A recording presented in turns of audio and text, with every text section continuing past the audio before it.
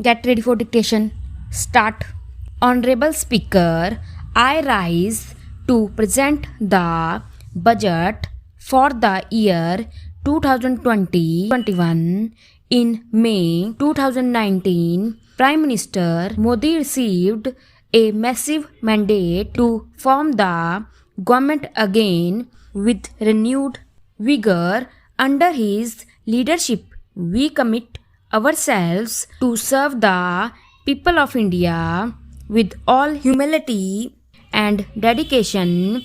People of India have unequivocally given their verdict for not just political stability and also reposed faith in our economic policies. This is the budget to boost their incomes and enhance their purchasing power.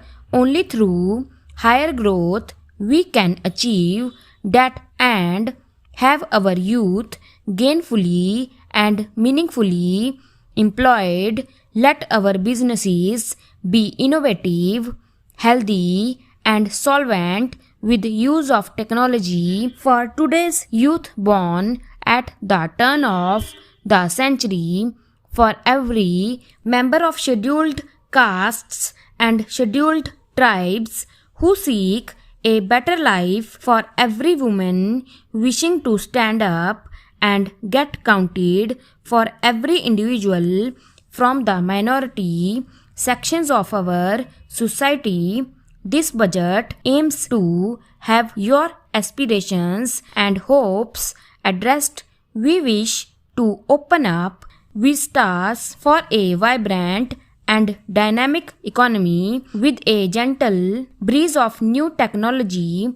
This vibrant India shall be a caring society which shall attend to its weak, the old, and the vulnerable among its citizens. During 2014-19, our government brought in a paradigm shift in governance. This shift was characterized by a twin focus: fundamental structural reform and inclusive growth.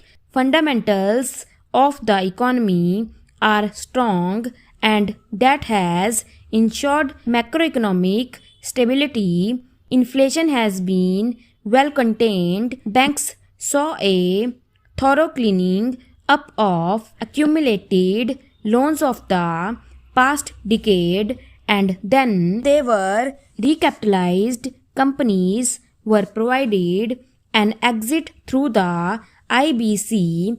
Several steps on the formalization of the economy were taken up. Of the structural reforms, the goods and services tax has been the most historic in our country. Its chief architect is not with us today. I pay homage to the revisionary leader late Shri Arun Jaitley ji. At the time of rollout of GST, he had said, and I quote, "It will be an India where the center and states will work harmoniously towards the common goal of shared prosperity." The unanimity of the constitutional amendment and the consensus of the GST Council highlights that India can rise above narrow politics for the nation's interest. With the GST, countries' interests are strengthened. True to this vision for the historic structural reform, the goods and services tax has been gradually maturing into a tax that has integrated the country economically. It has consolidated numerous taxes and CCs to one tax and facilitated formalization of economy.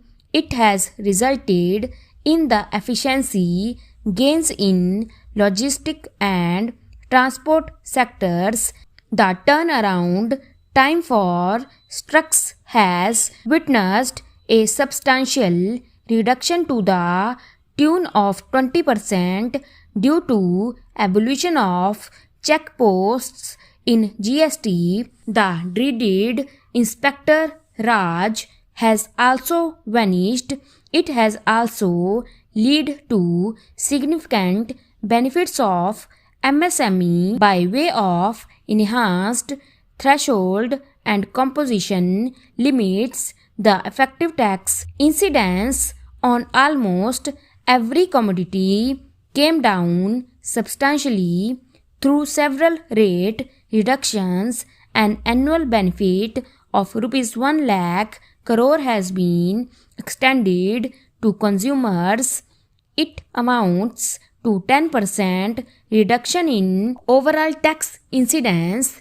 An average household now saves about 4% on its monthly spends on account of reduced GST rates. During this phase of maturing, GST did face certain challenges. This has natural as transition was effective.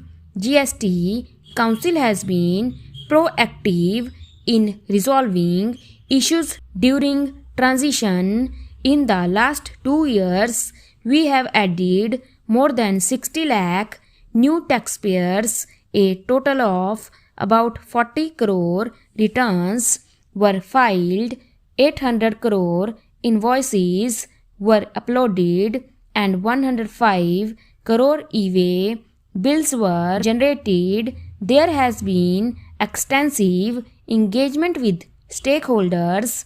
A simplified new return system is being introduced from April 2020. A former Prime Minister PM had once voiced a concern that the fruits of the welfare schemes were not reaching the intended citizens. The common and deserving citizen was only receiving 15 paise of every rupee sent to him. Guided by Sabka Saath, Sabka Vikas, Sabka Vishwas, our government and our Prime Minister added manifold speed and scaled up the implementation of schemes and programs that directly benefited the poor and the disadvantaged. I wish to list out only a few as examples. 1. Welfare schemes with direct benefit transfer embedded in them. 2. Sanitation and water as provision of basic needs and as a measure of preventing health care. 3. Healthcare through Ayushman Bharat. 4. Clean energy through Ujjwala and solar power. 5. Financial inclusion, credit support, insurance protection to vulnerable sections and pension scheme.